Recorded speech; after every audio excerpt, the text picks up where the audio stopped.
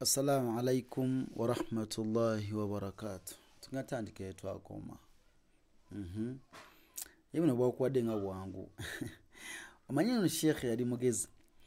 Kati ekitabo kigenda kugwako akuzza ate eri gye mwasookera olemye kwerabira okitegedde. Akuzza ate eri gye mwasookera mu kuwangaala naye kati ono sibasomerawo. Lwaki temujja ne munsomerawo? Leke nammwe kugira.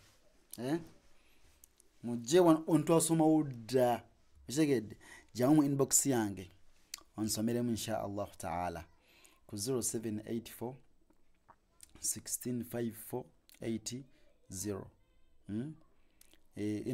Eno book 2 egenda kuggwako ensonga lwaki akuzza ate gye mwasookera. Okitegedde mu kuwangaaza.